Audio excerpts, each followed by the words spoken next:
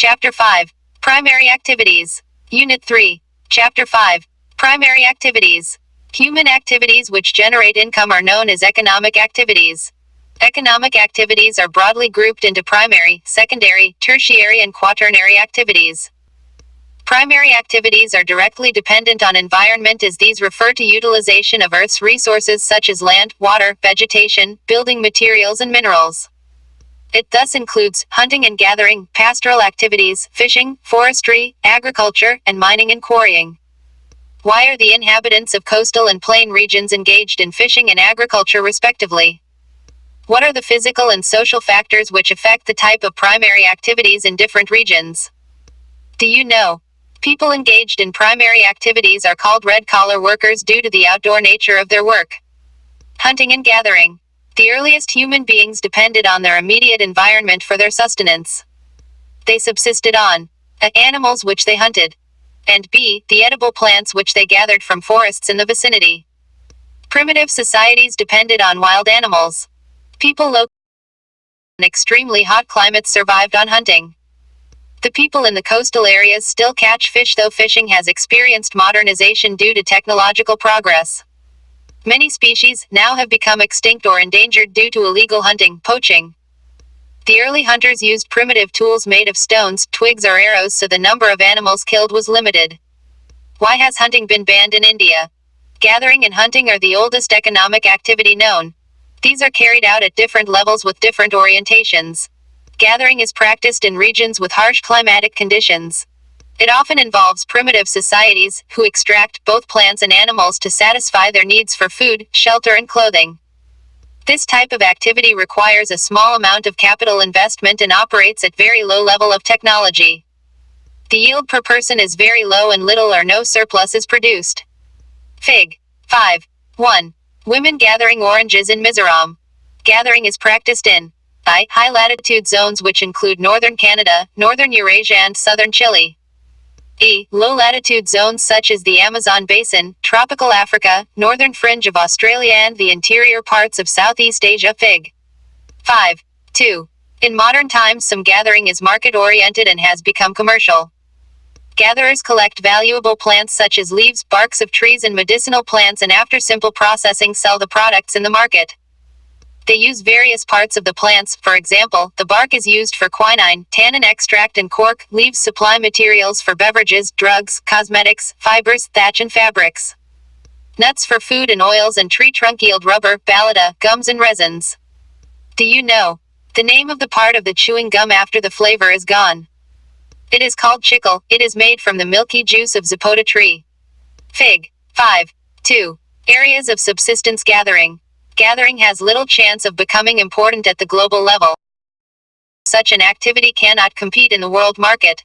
Moreover, synthetic products, often of better quality and at lower prices, have replaced many items supplied by the gatherers in tropical forests.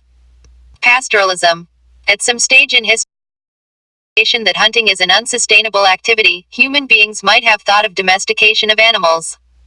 People living in conditions selected and domesticated animals found in those regions. Depending on the geographical factors and technological, animal rearing today is practiced either at the subsistence or at the commercial level. Nomadic herding. Nomadic herding or pastoral nomadism is a primitive subsistence activity, in which the herders rely on animals for food, clothing, shelter, tools, and transport. They move from one place to another along with their livestock, depending on the amount and quality of pastures and water.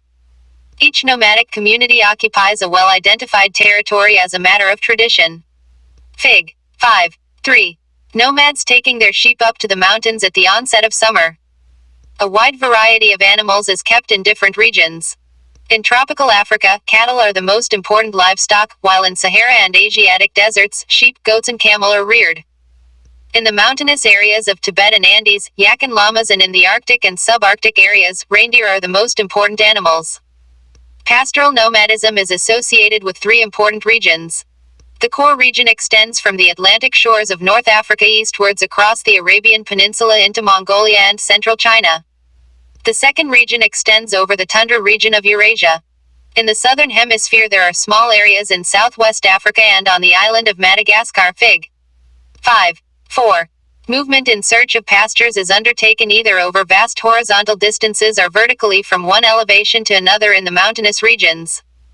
The process of migration from plain areas to pastures on mountains during summers and again from mountain pastures to plain areas during winters is known as transhumance.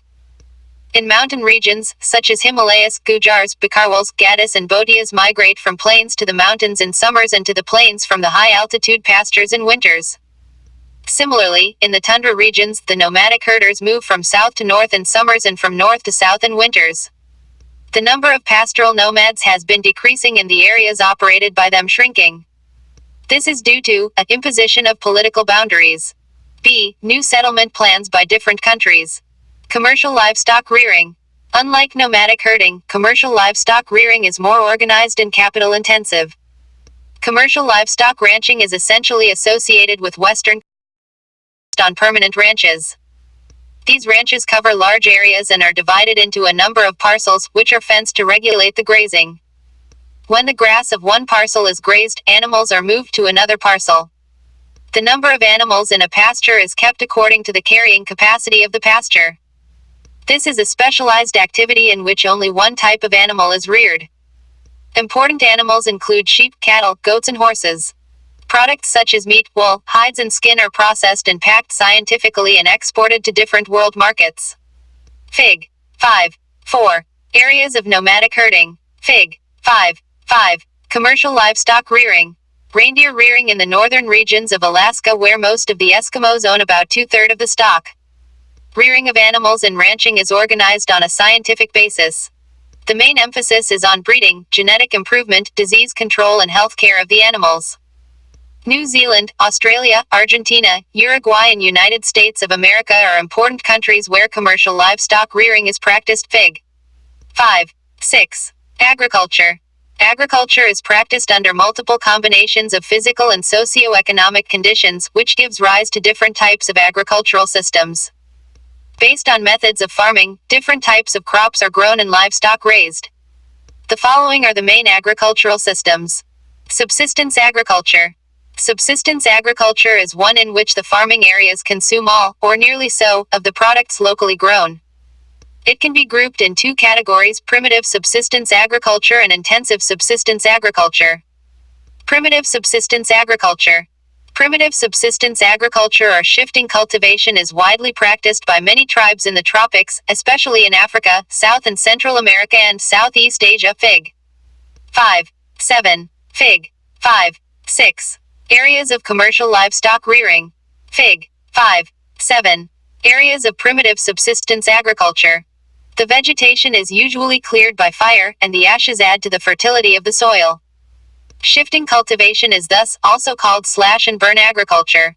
The cultivated patches are very small and cultivation is done with very primitive tools such as sticks and hoes. After some time, 3 to 5 years, the soil loses its fertility and the farmer shifts to another parts and clears other patch of the forest for cultivation. The farmer may return to the earlier patch after some time. One of the major problems of shifting cultivation is that the cycle of jump becomes less and less due to loss of fertility in different parcels. It is prevalent in tropical region in different names, e.g. Juming in northeastern states of India, Milpa in Central America and Mexico and Ladang in Indonesia and Malaysia. Find out other areas and the names with which shifting cultivation is done. Intensive subsistence agriculture. This type of agriculture is largely found in densely populated regions of monsoon Asia. Basically, there are two types of intensive subsistence agriculture. Intensive subsistence agriculture dominated by wet paddy cultivation. This type of agriculture is characterized by dominance of the rice crop. Land holdings are very small due to the high density of population. Farmers work with the help of family labor leading to intensive use of land. Use of machinery is limited and most of the agricultural operations are done by manual labor. Farmyard manure is used to maintain the fertility of the soil. In this type of agriculture, the yield per unit area is high but per labor productivity is low. Fig. 5.8. Areas of intensive subsistence farming. Intensive subsistence agriculture dominated by crops other than paddy. Due to the difference in relief, climate, soil and some of the other geographical factors, it is not practical to grow paddy in many parts of monsoon Asia. Wheat, soybean, barley and sorghum are grown in northern China, Manchuria, North Korea and North Japan. In India, wheat is grown in western parts of the Indo-Gangetic Plains and millets are grown in dry parts of western and southern India.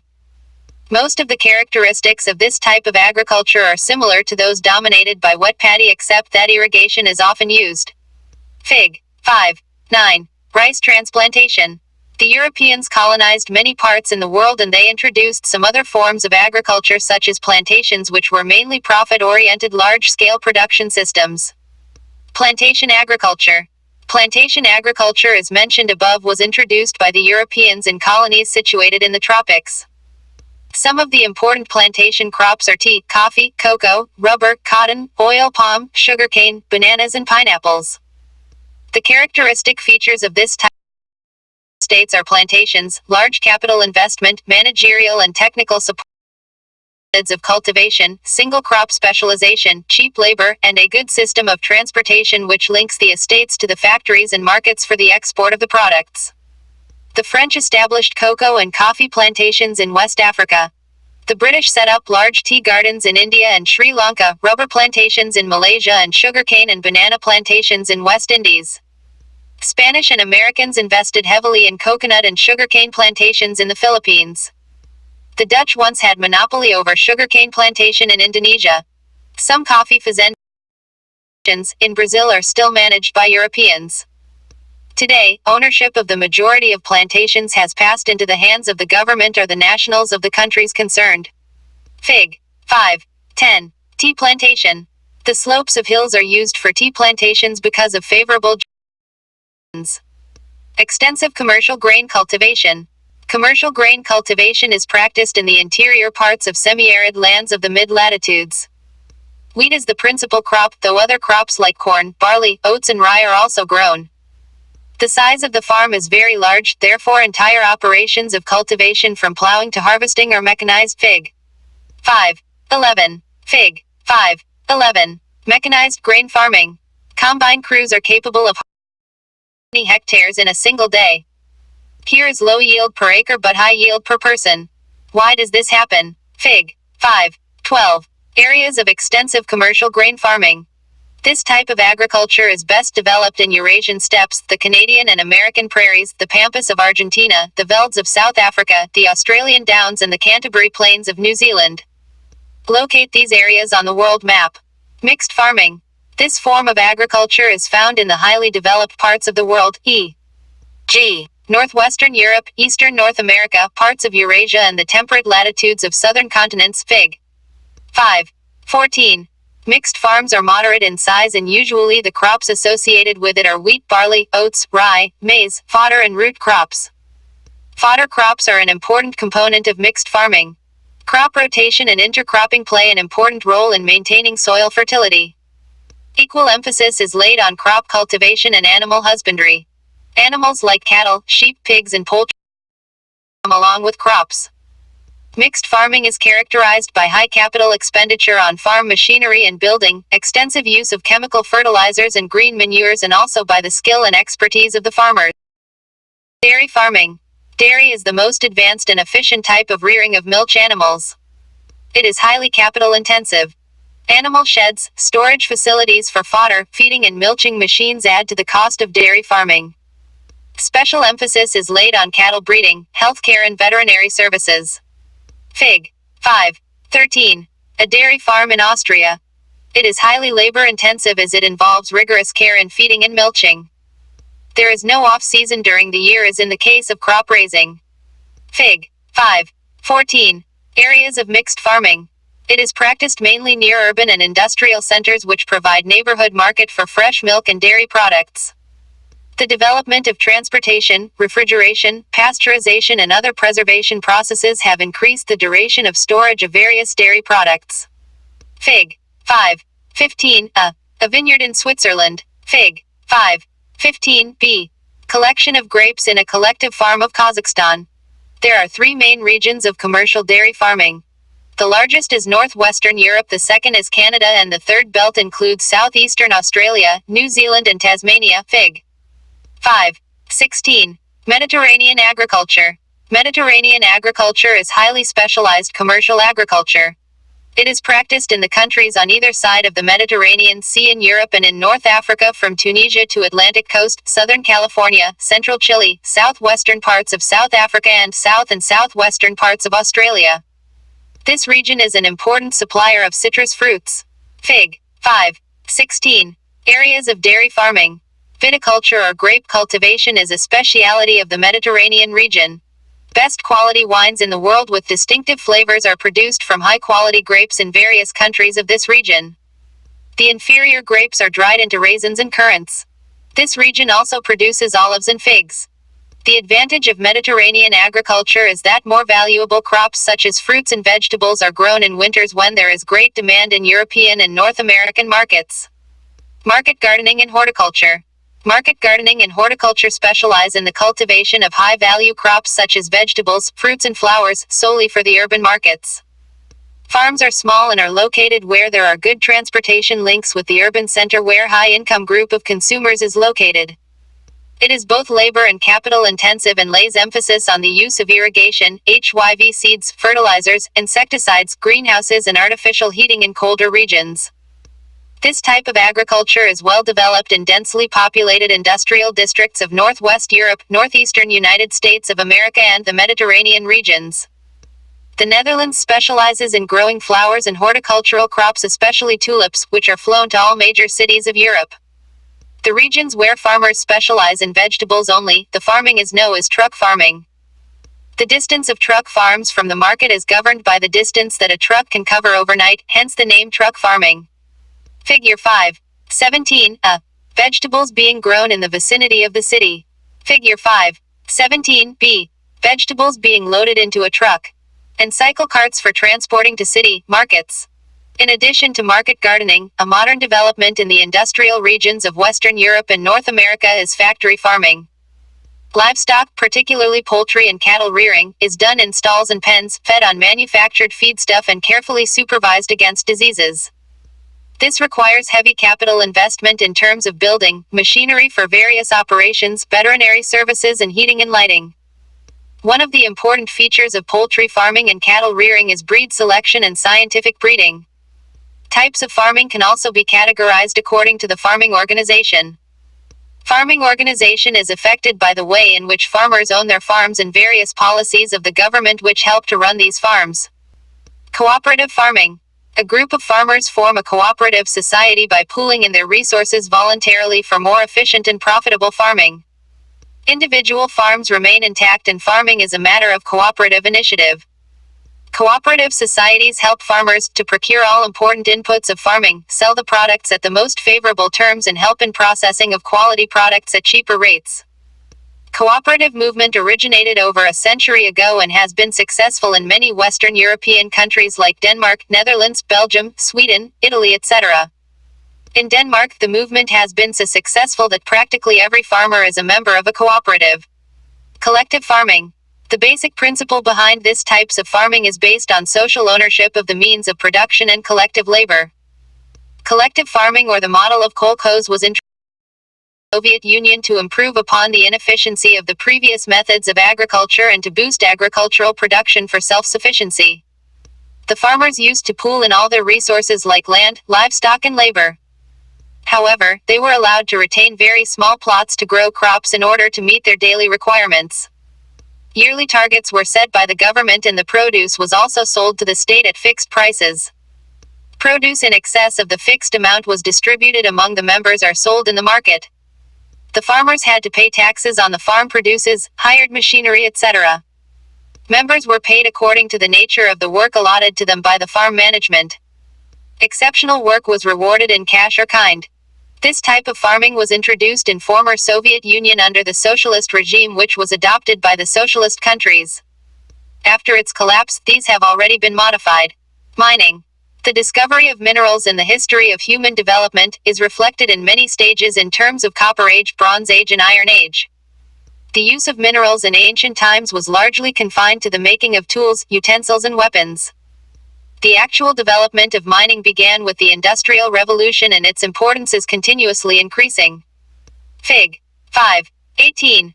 Oil drilling operation in the Gulf of Mexico. Factors affecting mining activity. The profitability of mining operations thus depends on two main factors. Physical factors include the size, grade, and the mode of occurrence of the deposits. Economic factors such as the demand for the mineral, technology available and used, capital to develop infrastructure, and the labor and transport costs. Methods of mining. Depending on the mode of occurrence and the nature of the ore, mining is of two types. Surface and underground mining. The surface mining, also known as open cast mining, is the easiest and the cheapest way of mining minerals that occur close to the surface. Overhead costs such as safety precautions and equipment is relatively low in this method. The output is both large and rapid. Fig. 5.19. Methods of mining. When the ore lies deep below the surface, underground mining method, shaft method, has to be used. In this method, vertical shafts have to be sunk from where underground galleries radiate to reach the minerals. Minerals are extracted and transported to the surface through these passages. It requires specially designed lifts, drills, haulage vehicles, ventilation system for safety and efficient movement of people and material. This method is risky. Poisonous gases, fires, floods, and caving in lead to fatal accidents. Have you ever read about mine fires and flooding of coal mines in India? The developed economies are retreating from mining, processing, and refining stages of production due to high labor costs, while the developing countries with large labor force and striving for higher standard of living are becoming more important. Several countries of Africa and few of South America and Asia have over 50% of the earnings from minerals alone. Exercise. 1.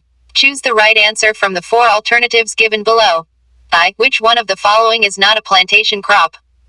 A. Coffee. B. Sugarcane. C. Wheat. D. Rubber.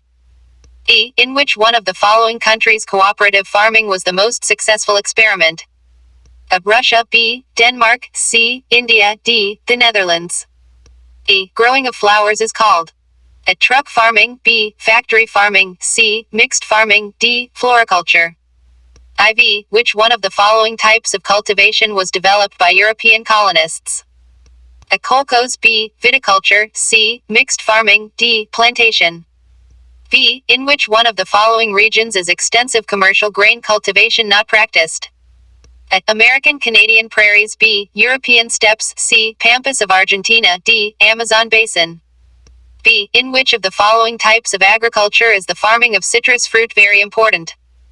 A. Market gardening. B. Plantation agriculture. C. Mediterranean agriculture. D. Cooperative farming. B. Which one type of agriculture amongst the following is also called slash and burn agriculture? A. Extensive subsistence agriculture. B. Primitive subsistence agriculture. C. Extensive commercial grain cultivation. D. Mixed farming. B. Which one of the following does not follow monoculture? A. Dairy farming. B. Mixed farming. C. Plantation agriculture. D. Commercial grain farming. 2. Answer the following questions in about 30 words. Future of shifting cultivation is bleak. Discuss. Market gardening is practiced near urban areas. Why? Large-scale dairy farming is the result of the development of transportation and refrigeration. 3. Answer the following questions in not more than 150 words. Differentiate between nomadic herding and commercial livestock rearing. Discuss the important characteristic features of plantation agriculture. Name a few important plantation crops from different countries. Project, activity. Visit a new